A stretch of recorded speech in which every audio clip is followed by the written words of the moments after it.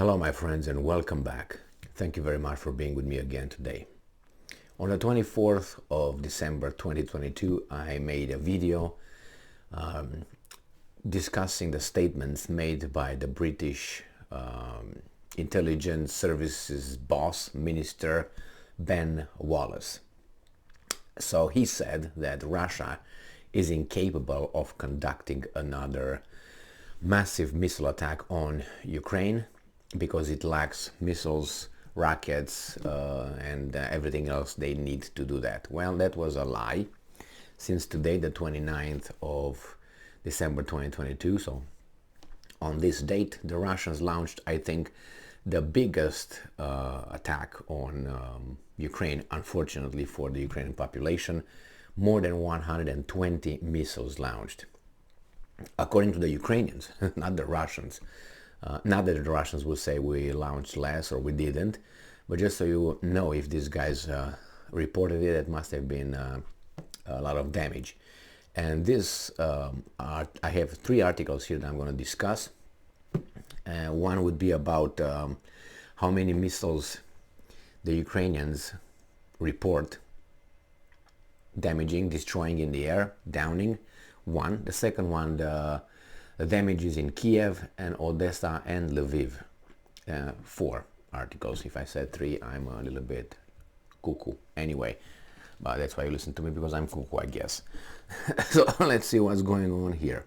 So this article, all these articles, I think, come from Ukrinform, which is a Ukrainian media outlet, accredited with Ukrainian government, if you know what I mean. So it is from the 29th of December 2022. Ukrainian air defense forces shot down 54 of 69 missiles fired by Russians. This must have been midday information, which is here is the time is 12:49 p.m. So probably by that time the Russian launched only 69 and the Ukrainians were capable of downing 54. Remember, as the day progressed, the Ukrainians reported that that the Russians launched more than 69 missiles. So Russian troops used 69 missiles during today's attack on Ukraine. 54 of these missiles were destroyed by Ukrainian air defense forces. Brigadier General Oleksiy Hromov, Deputy Chief of the Main Operational Department of the General Staff of the Armed Forces of Ukraine, said at the briefing, according to a Ukrinform correspondent. Very interesting, because now they give us names of the generals. That happened about a week ago, when they started mentioning that the General Chief of Staff Zaluzny is a little bit upset. So I don't know what's going on here. It could be a military takeover over there in Ukraine. But hey, that's their problem. And I'm quoting, "The enemy launched air and sea-based cruise missiles, anti-aircraft guided missiles, and S-300 and S-400 systems missiles on energy and critical infrastructure facilities in the eastern, central, western, and southern regions," everywhere basically. More than 69 missiles were used. Probably by that time, 54 missiles were destroyed by air defense forces, he said. The problem is all the damage that those leftovers, which are what, 54 out of, right? 54 out of 69, right? They would get to what, about 15 missiles that escaped. Those 15 missiles that escaped must have done so much damage that they fucked up Lviv, Kiev, and Odessa. Very interesting. But anyway, he's not talking about the rest until the total of 140 or however they said. Now, it says here that, as reported by Ukrinform on the morning of December 29th, Thursday, Russian troops attacked Ukraine from various directions with cruise missiles fires from strategic aircraft and ships. According to Kiev Mayor Vitaly Klitschko, Ukrainian air defense forces destroyed 16 missiles in the sky over Kiev, and 50 were able to escape. 21 enemy missiles were shot down over Odessa. Emergency power outages have been introduced in Odessa. So far Odessa had 21 missiles were shot down, and 16 shot down over Kiev. And it says here that air defense systems knocked down 16 missiles over Kiev, Klitschko said. And I know it was one more about Lviv.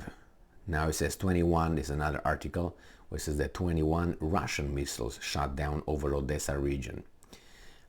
Units of Ukraine Defense Forces have shot down 21 enemy missiles over the Odessa region. This is reported by Maxim Marchenko. So let me find the Lviv one. They also said that they destroyed here on it says 90% of Lviv is blackout following Russian mass missile strike.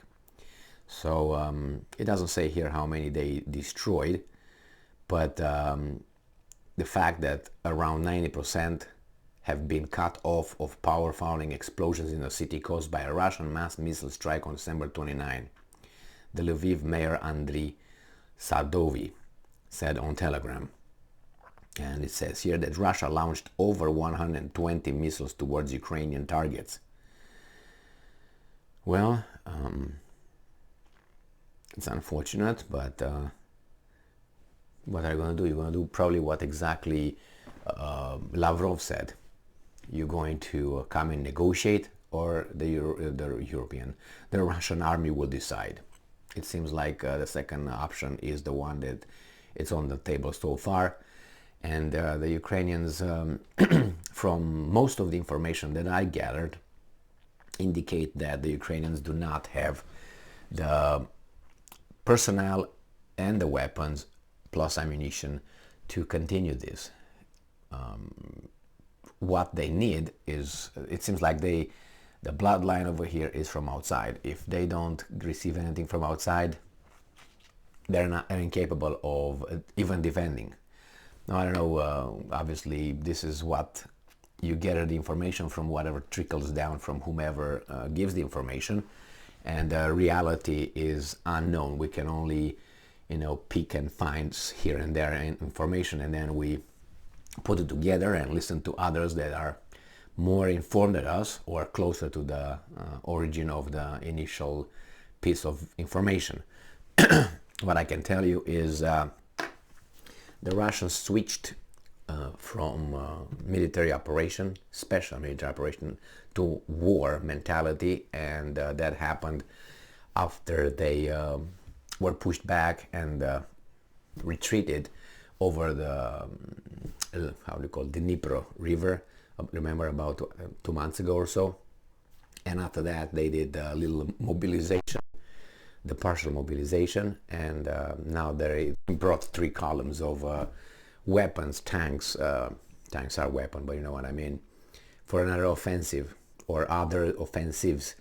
It's just the Russians keep coming, and these guys have nothing else to bring on the front, unless they do a I don't know, super extra mega general mobilization, the Ukrainians. But I don't know, you must have weapons, not only people who operate weapons. There are at least two requirements, and the main requirement in this kind of situation is desire, the mentality, the psyche. If that is down, then you can have whatever weapons you want, you will lose.